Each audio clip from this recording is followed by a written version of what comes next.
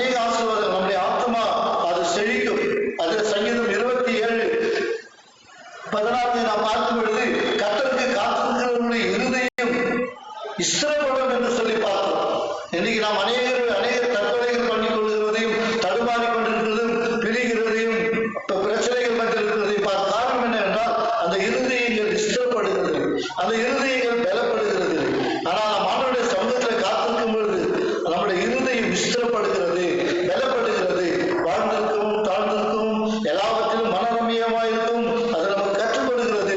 Challenge பண்ணி வாழலாம். வாழ்க்கையில எவ்வளவு பிரச்சனைகள் வந்தாலும் கூட யோபுவை போல நாம் சொல்லலாம். ஏன்னா யோபு காத்திருந்தான்.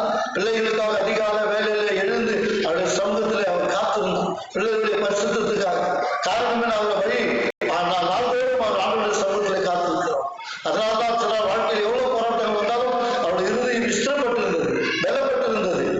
கர்த்தர் கொடுத்தார், கர்த்தர் எடுத்தார் என்று சொல்லி சோதனைகள் மத்தியிலே கூட கர்த்தரை மகிமைப்படுத்துவதை பார்க்கிறோம். ஆம், வாலிப பிள்ளைகளுக்கு இந்த அரியா நற்செய்தியை நீங்க சிந்தித்து பார்க்கணும். எங்கெங்கோ காத்திருக்கிறீங்க, எதற்கோ காத்திருக்கிறீங்க.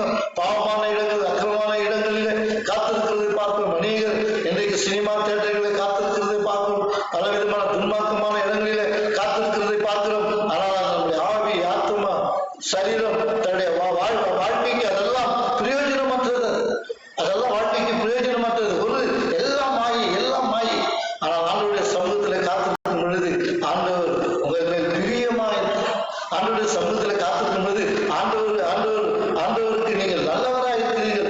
ஆண்டவர் உங்களுக்கு நல்லவராக இருக்கிறார்.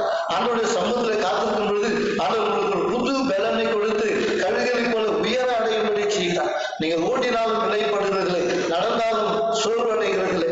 ஆண்டவருடைய சமூகத்தில் காத்திருக்கும் பொழுது உங்களுடைய இருதயம் ஸ்திரப்படுகிறது. ஆண்டவருடைய சமூகத்தில் காத்திருக்கும் பொழுது உங்களுடைய இருதயம் ரட்சிக்கப்படுகிறதை நாம் பார்க்கிறோம். ஆம் பிரியமானவர்களே, இன்னும் நாம் பார்க்கிறோம். சங்கீதம் 33 பார்க்கிறோம். ஆண்டவருடைய சமூகத்தில் காத்திருக்கிறவர்கள் பஞ்ச காலத்தில, கொள்ளை நோய் காலத்தில, பெருவெள்ள காலத்தில, இப்படிப்பட்ட சூழ்நிலைகள் மத்தியிலே கூட அவர்கள் ஜீவனோடு கூட இருப்பார்கள் என்று சொல்லிப்பார்.